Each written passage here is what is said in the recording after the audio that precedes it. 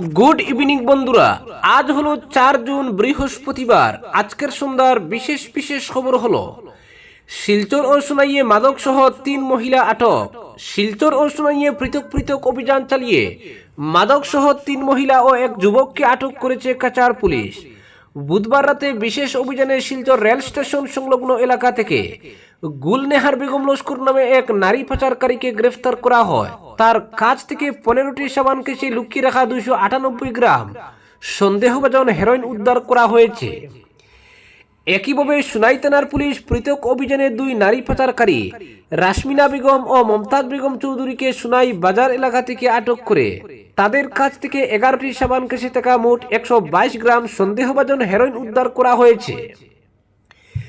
এদিকে শিলচর থানার অন্তর্গত ফাটক বাজার এলাকায় অভিযান চালিয়ে আজিমউদ্দিন লস্কর ওরফে কালা নামে এক মাদক ব্যবসায়ীকে আটক করা হয়।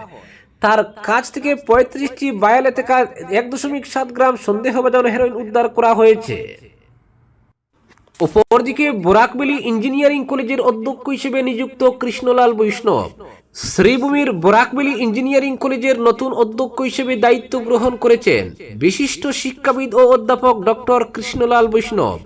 তিনি এনআইটি শিলচরের ইলেকট্রনিক্স অ্যান্ড কমিউনিকেশন ইঞ্জিনিয়ারিং বিভাগের অধ্যাপক। গত 29 মে আনুষ্ঠানিকভাবে শ্রীভূমি জেলার এই প্রকৌশলী শিক্ষা প্রতিষ্ঠানে যোগদান করেন। শিক্ষাদান, গবেষণা এবং একাডেমিক প্রশাসনের ক্ষেত্রে দীর্ঘ অভিজ্ঞতার অধিকারী ডক্টর বৈষ্ণব এনআইটি শিলচরে কর্মরত অবস্থায় বিভাগের উন্নয়ন, শিক্ষার্থীদের একাডেমিক পরামর্শ এবং প্রতিষ্ঠানের সামগ্রিক অগ্রগতিতে গুরুত্বপূর্ণ ভূমিকা পালন করেছেন। শিক্ষা মহলের মতে বরাকবেলি ইঞ্জিনিয়ারিং কলেজের অধ্যক্ষ পদে তার নিয়োগ বরাক উপত্যকায় কারিগরি শিক্ষার মানোন্নয়নের ক্ষেত্রে এক গুরুত্বপূর্ণ মাইলফলক। তার নেতৃত্বে প্রতিষ্ঠানটি শিক্ষা, গবেষণা এবং উদ্ভাবনের ক্ষেত্রে নতুন সাফল্য অর্জন করবে বলে আশাবাদ ব্যক্ত করা হয়েছে। কলেজের শিক্ষক, কর্মচারী এবং শিক্ষার্থীরা নতুন অধ্যক্ষকে আন্তরিকভাবে স্বাগত জানিয়েছেন। তারা প্রতিষ্ঠানের সার্বিক উন্নয়ন এবং শিক্ষার মান বৃদ্ধিতে ডক্টর বৈষ্ণবের নেতৃত্বের প্রতি আস্থা প্রকাশ করেছেন। দায়িত্ব গ্রহণের পর ডক্টর বৈষ্ণব বলেন, শিক্ষার গুণগত মান আরও উন্নত করা, শিল্পক্ষেত্রের সঙ্গে সহযোগিতা জোরদার করা এবং শিক্ষার্থী কেন্দ্রিক আধুনিক শিক্ষার পরিবেশ গড়ে তোলাই তার প্রধান লক্ষ্য।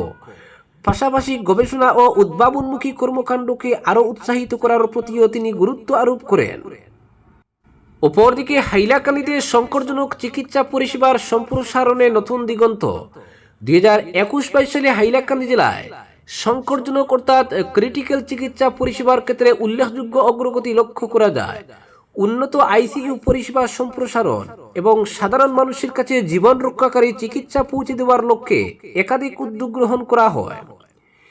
সেই সময় জেলায় আইসিইউ পরিষেবা এখনো বিকাশের পর্যায়ে ছিল।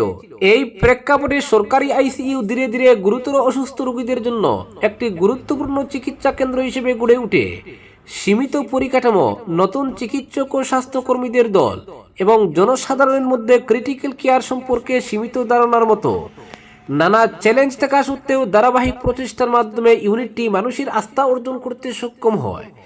এই পরিবর্তনের পেছনে গুরুত্বপূর্ণ ভূমিকা পালন করেন ইন্টেনসিভিস্ট ও অ্যানাস্থেসিওলজিস্ট ডক্টর নীলাঙ্ক ঘোষ। আইসিইউর প্রাথমিক পর্যায়ে তার নেতৃত্বে ইউনিটটি পরিচালিত হয় এবং প্রথম বছরেই 600-এরও বেশি সংকটজনক রোগীর চিকিৎসা প্রদান করা হয়। তার নেতৃত্বে চিকিৎসক ও স্বাস্থ্যকর্মীদের দল জটিল ও ঝুঁকিপূর্ণ রোগীদের চিকিৎসার পাশাপাশি এমন বহু আধুনিক ক্রিটিক্যাল কেয়ার পদ্ধতি চালু করেন যা এর আগে এই অঞ্চলে উপলব্ধ ছিল না। ডক্টর নীলাঙ্ক ঘোষের সঙ্গে কথা বলার পর তিনি জানান যে হাইলাকান্দিতে ক্রিটিক্যাল কেয়ার পরিষেবার প্রতি মানুষের আস্থা গড়ে তোলা ছিল একটি অত্যন্ত কঠিন কাজ।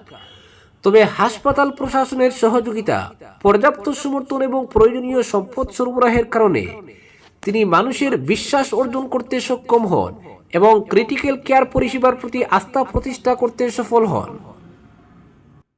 অপরদিকে লালাবাজারের সেন্ট্রাল রোডে পুনর্নির্মিত পাঞ্জাব ন্যাশনাল ব্যাংক শাখার উদ্বোধন করা হলো। আজ শিলচর গুরুচরণ বিশ্ববিদ্যালয়ের উপাচার্য নিরঞ্জন রায় ফিতা কেটে আনুষ্ঠানিকভাবে শাখার উদ্বোধন করেন। অনুষ্ঠানে শিলচর সার্কেলের হেড সৌরভ কুমার ও লালা শাখার প্রধান বিও রক্তিম বর্মন সহ স্থানীয় ব্যাংক কর্মকর্তারা উপস্থিত ছিলেন। উদ্বোধনী বক্তব্যে লালা শাখার প্রধান বিও রক্তিম বর্মন বলেন, এই শাখাটি বহু বছর ধরে সততা ও নিষ্ঠার সঙ্গে অঞ্চলের মানুষকে সেবা দিয়ে আসছে। লালাবাজার ও আশপাশের এলাকার সঙ্গে আমাদের নিবিড় সম্পর্ক গড়ে উঠছে। স্থানীয় গ্রাহকদের আর্থিক ও সামাজিক উন্নতি ঘটেছে এবং ব্যাংক কর্মীরা তাদের আর্থিক নিরাপত্তা নিশ্চিত করতে সবসময় সচেষ্ট রয়েছেন। তিনি আরও জানান, মাসিক আয় প্রায় 10,000 টাকা পর্যায়ের গ্রাহকদের জন্য ব্যাংক বিনামূল্যে বীমা সুবিধা দিচ্ছে, যা স্থানীয় জনগণের আর্থিক সুরক্ষা বাড়াবে। অনুষ্ঠানে ব্যাংক কর্মী মাম্পি দেব পুরকায়স্থ সংক্ষিপ্ত বক্তব্য রাখেন। উদ্বোধনী অনুষ্ঠানে স্থানীয় ব্যবসায়ী, গ্রাহক ও সমাজসেবী নেতৃবৃন্দের উপস্থিতি ছিল। অপরদিকে আহমেদাবাদে পুলিশের বিশেষ অভিযানে গ্রেফতার হলেন বিপুল সংখ্যক বাংলাদেশি নাগরিক। শহরের বিভিন্ন এলাকায় সন্দেহভাজন প্রায় 300 জনকে আটক করা হয়, যার মধ্যে 166 জনের অবৈধভাবে ভারতে বসবাসের বিষয়টি নিশ্চিত হয়েছে। ক্রাইম ব্রাঞ্চের যুগ্ম পুলিশ কমিশনার শরৎ সিংহল জানিয়েছেন, অপারেশন ডেল্টা হান্টের অংশ হিসেবে এই অভিযান চালানো হয়। উপমুখ্যমন্ত্রী হর্ষ সাংঘভির নেতৃত্বে বৈঠকে প্রকাশ্যে আসে বিপুল সংখ্যক বাংলাদেশি অবৈধভাবে গুজরাটে প্রবেশ করেছে। শহরের পুলিশ কমিশনার GS মালিক জানান, ক্রাইম ব্রাঞ্চ, SOG স্কোয়াড এবং স্থানীয় থানার কর্মকর্তাদের নিয়ে গঠিত 30টিরও বেশি দল অভিযানে অংশ নেয়। আটককৃতদের মধ্যে মহিলা, পুরুষ সহ শিশুরাও রয়েছে। প্রাথমিক তদন্তে জানা গেছে 166 জন বাংলাদেশি নাগরিক অবৈধভাবে প্রবেশ করে অনুমতি ছাড়াই বসবাস করছিল। পুলিশ জানিয়েছে, আটককৃতদের মধ্যে কয়েকজন ভুয়া আধার কার্ডও সংগ্রহ করেছে। কিভাবে তারা এই নথি সংগ্রহ করেছে, কিভাবে অর্থ লেনদেন করেছে, কোন কাজে যুক্ত ছিল এবং কিভাবে ভারতে প্রবেশ করেছে, সবকিছু জানতে জিজ্ঞাসাবাদ চলছে। উল্লেখ্য, গত বছর আহমেদাবাদ থেকে এভাবে অবৈধভাবে বসবাসকারী 465 জন বাংলাদেশি নাগরিককে চিহ্নিত করে নিজ দেশে ফেরত পাঠানো হয়েছিল। বর্তমান অভিযানে আটক হওয়া এই 166 জন বাংলাদেশের বিরুদ্ধেও আইনি প্রক্রিয়া সম্পন্ন করে খুব শীঘ্রই তাদের বাংলাদেশে ফেরত পাঠানো হবে বলে প্রশাসনের পক্ষ থেকে স্পষ্ট জানানো হয়েছে। অপরদিকে অভিন্ন দেওয়ানি বিধি বা ইউনিফর্ম সিভিল কোড সম্পর্কে সাধারণ মানুষের মধ্যে সচেতনতা বৃদ্ধি এবং বিভিন্ন বিভ্রান্তি দূর করার লক্ষ্যে হাইলাকান্দি জেলা বিজেপি কার্যালয়ে এক সাংবাদিক সম্মেলনের আয়োজন করা হয়। সম্মেলনে মুখ্য বক্তা হিসেবে উপস্থিত ছিলেন শিলচরের বিধায়ক ডক্টর রাজদীপ রায়। সাংবাদিক সম্মেলনে বক্তব্য রাখতে গিয়ে রাজদীপ রায় বলেন, অভিন্ন দেওয়ানি বিধির মূল উদ্দেশ্য হল ধর্ম, বর্ণ বা সম্প্রদায় নির্বিশেষে সব নাগরিকের জন্য সমান দেওয়ানি আইন নিশ্চিত করা। তিনি বলেন, দীর্ঘদিন ধরে বিভিন্ন সম্প্রদায়ের জন্য আলাদা আলাদা ব্যক্তিগত আইন কার্যকর থাকায় অনেক ক্ষেত্রে বৈষম্য এবং আইনি জটিলতার সৃষ্টি হয়েছে। ইউসিসি কার্যকর হলে বিবাহ বিচ্ছেদ, উত্তরাধিকার, দত্তক গ্রহণ এবং পারিবারিক বিষয়গুলিতে একক আইন প্রযোজ্য হবে, যার ফলে নাগরিকদের আইনি অধিকার আরও সুসংহত হবে। তিনি বিশেষভাবে বহুবিবাহ, লিভ ইন রিলেশনশিপ, উত্তরাধিকার এবং নারীর সম্পত্তির অধিকারের বিষয়গুলি নিয়ে বিস্তারিত আলোচনা করেন। তার মতে এই আইন নারীদের সামাজিক ও অর্থনৈতিক নিরাপত্তা বৃদ্ধিতে গুরুত্বপূর্ণ ভূমিকা পালন করবে।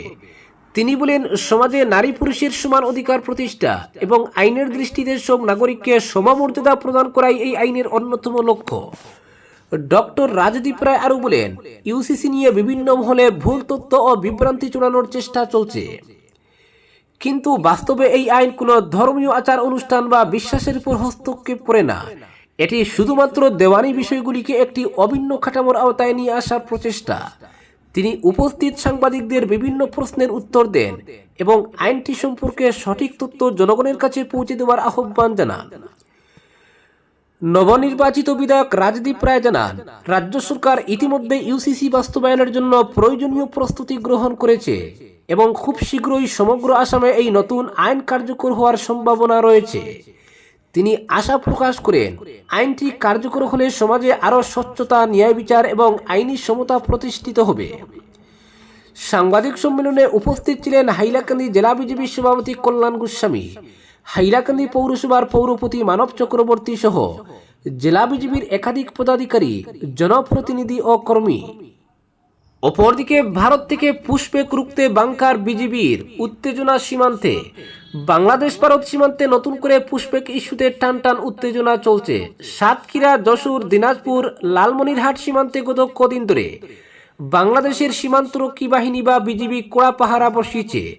অনেক জায়গায় বাংকার খুঁড়েও সশস্ত্র প্রহরা দিতে দেখা গিয়েছে। এমন উত্তেজনার আবহে বাংলাদেশের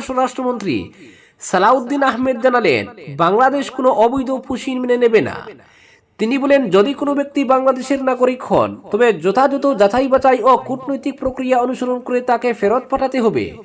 অবৈধভাবে কাউকে ঠেলে দেওয়া গ্রহণযোগ্য নয়।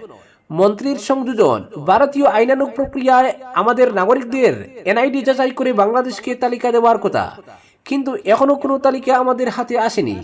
সীমান্তে হত্যা প্রসঙ্গে স্বরাষ্ট্রমন্ত্রী বলেন, জিরো লাইনে কোনো হত্যা হলে সেটা সীমান্ত হত্যা বা বর্ডার কিলিং বলা যায়, কিন্তু নিজ নিজ ভূখণ্ডে কোনো অপরাধের কারণে হত্যা বর্ডার কিলিং নয়।